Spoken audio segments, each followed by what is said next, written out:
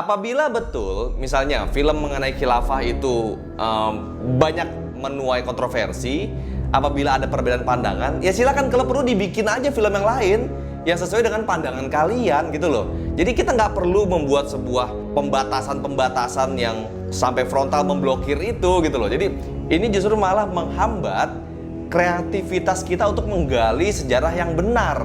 Karena sejarah itu tidak ada yang 100% benar, nggak ada. Pasti ada perbedaan pandangan, pasti ada sudut pandang politik yang berbeda pada masa itu. Kenapa kerajaan Melayu atau bangsa Melayu dikerdilkan pada masa itu? Ada perbedaan pandangan politik pada masa itu, bagaimana caranya agar bangsa Melayu ini tidak terlalu besar dan tidak terlalu terlihat bahwa Melayu ini menguasai antero Indonesia ini.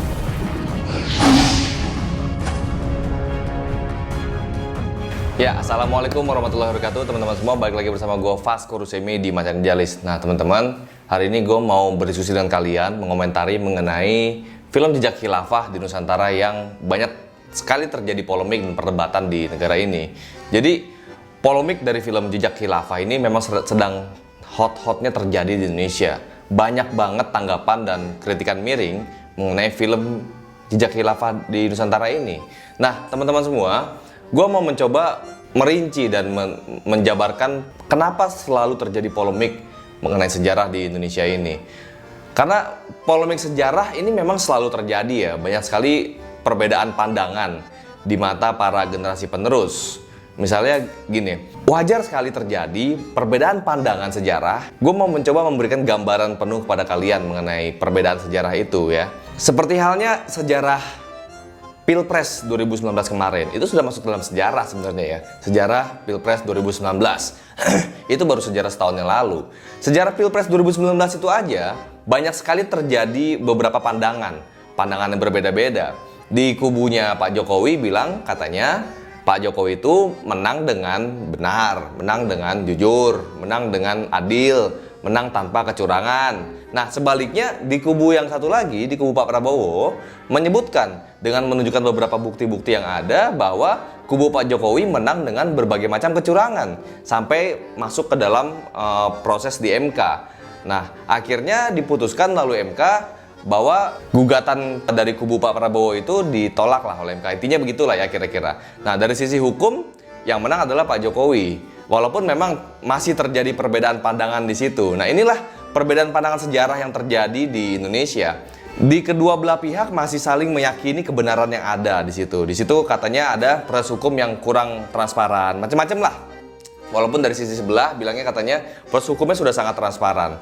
Ini yang terjadi di Indonesia perlu kita telah lebih dalam. Itu aja pandangan sejarah dari 1 tahun yang lalu mengenai Pilpres 2019 punya banyak pandangan. Bukan cuma 2, ternyata pandangan itu sudah muncul lagi 3 sampai 4 pandangan yang lain.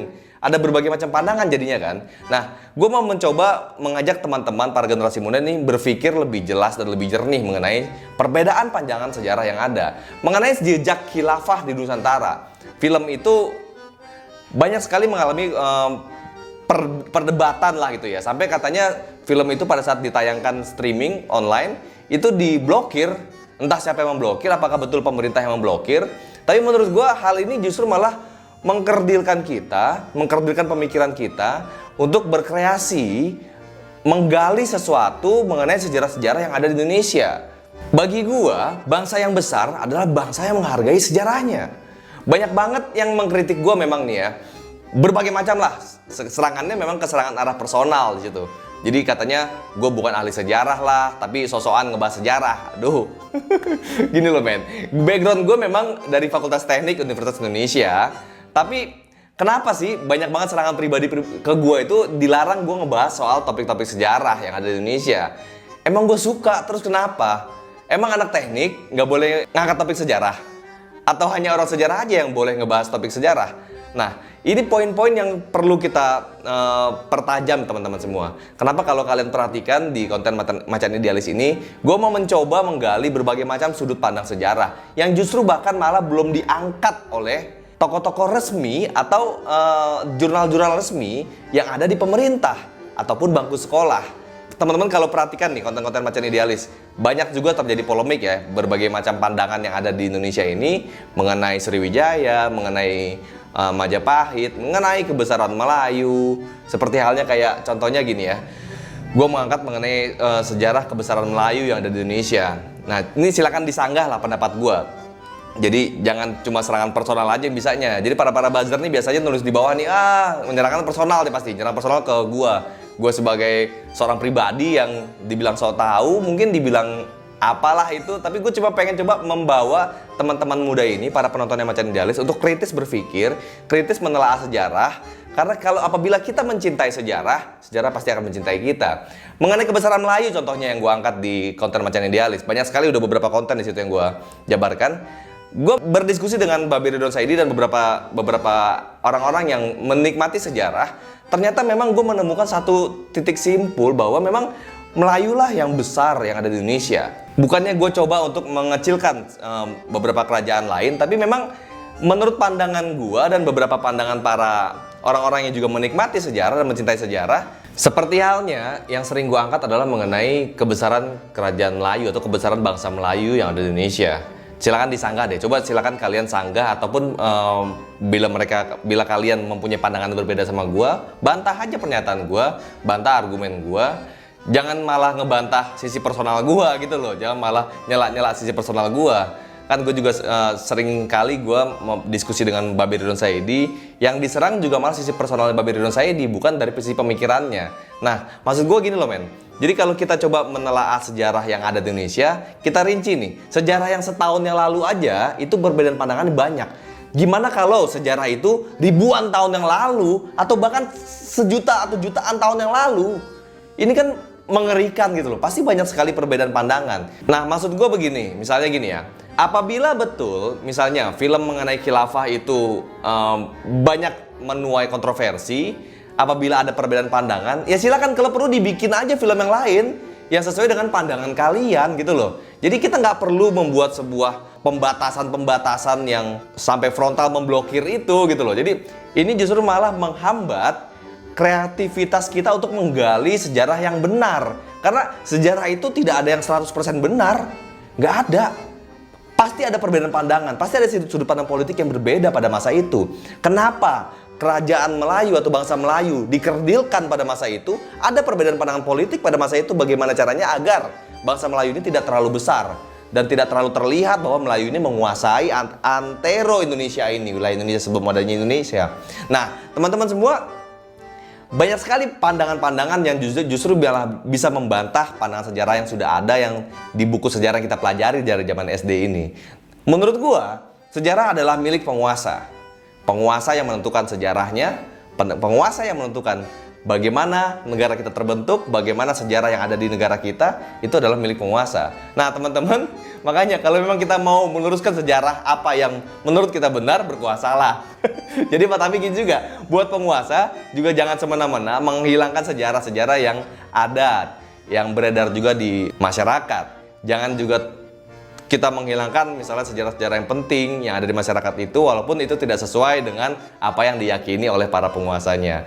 Nah, kalian mungkin dari sini sudah memahami ya, karena gue yakin para penonton yang Macan Idealis ini bukan penonton yang kaleng-kaleng lah, bukan penonton yang abal-abal, yang cuma bisa mencerca secara pribadi, bukan seperti buzzer-buzzer yang lain yang gak jelas tiba-tiba pasti banyak nih di kolom komentar nih menghina gue secara pribadi, macam-macam lah. Intinya gini, lu bukan anak sejarah, ngapain lu bahas sejarah? Iya, gue anak teknik, bahas sejarah emang kenapa? Ya, jadi teman-teman, kalau kalian mau menikmati apa yang gue yakini atau apa yang gue angkat mengenai sejarah yang ada, coba kalian nikmatin deh konten-konten sejarah gue sebelumnya yang sering banget gue bahas sama Babe Ridwan Saidi, karena beliau itu menarik. Beliau menyampaikan konten sejarah yang berat dengan cara yang ringan, dengan cara obrolan kita santai seperti itu. Siapa yang menikmati itu, ya gue menikmati itu. Disitulah makanya gue mencoba terus untuk menggali sejarah dari pandangan sejarah yang berbeda, dari pandangan sejarah yang memang kita belum pelajari di bangku-bangku sekolah kita. Karena menurut gue, teman-teman semua, tokoh-tokoh yang besar pada masa lampau, senior-senior kita, biasanya mereka membuat sebuah buku untuk menuangkan pemikirannya, untuk menuangkan gagasannya, untuk menuangkan idenya. Apabila dia ingin mendistribusikannya, dia mencetakkan sebuah buku. Nah, tetapi saat ini teman-teman, kita bisa sama-sama tahu lah kayak di toko-toko buku yang ada di Indonesia ini, itu udah mulai sepi gitu loh. Jadi memang gaya berpikirnya, gaya pendistribusian, gaya orang menerima sebuah pemikiran itu sudah mulai agak bergeser menggunakan teknologi. Ya, salah satu contohnya adalah teknologi yang kita nikmati saat ini, misalnya sosial media. Ya, salah satu jalannya adalah misalnya kayak konten-konten yang selalu gue bagikan di sosial media, kayak di YouTube, Instagram, Facebook, dan lain-lain itu. Itulah yang gue yakini ke depan kita akan lebih menikmati pendistribusian konten pemikiran itu melalui konten audiovisual.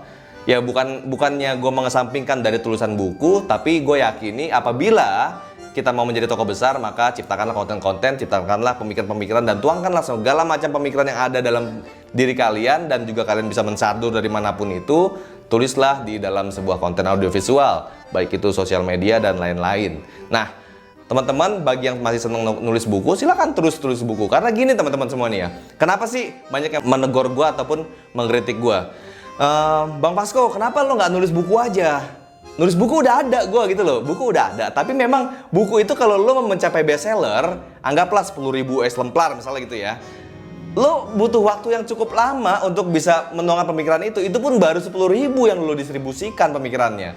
Tapi kalau kayak contohnya gue share di dalam konten sosial media nih, gue menuangkan pemikiran gue, itu minimal satu hari misalnya ada sekitar 50.000 sampai 100.000 yang nonton. Itu jauh dari buku yang udah gue bikin. Kalau misalnya kita mau bikin bestseller aja gitu ya misalnya ya. Nah, kira-kira begitulah teman-teman. Bagaimana gue mau mencoba mengajak kalian lebih berpikir kreatif di sini. Bagaimana pandangan kalian mengenai topik diskusi gue kali ini, khususnya mengenai topik diskusi film khilafah yang ada di Indonesia dan di Nusantara ini. Bagaimana pandangan kalian? Siapa yang udah nonton? Coba kalian tulis di kolom komentar.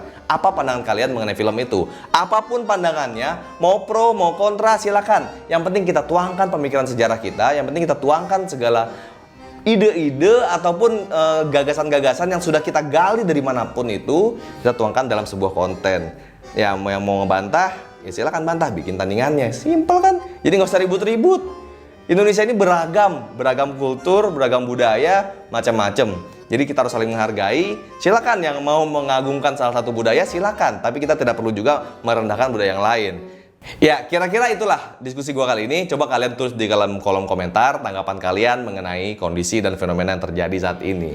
Setujukah kalian dengan pemblokiran film khilafah ini? Bila setuju, kalian tulis di kolom komentar. Bila tidak setuju, silakan tulis di kolom komentar. Bagikan video ini ke seluruh sosial media kalian. Jangan lupa kalian klik tombol subscribe sama loncengnya biar lo terus update di channel Dialis. Ya, assalamualaikum warahmatullahi wabarakatuh.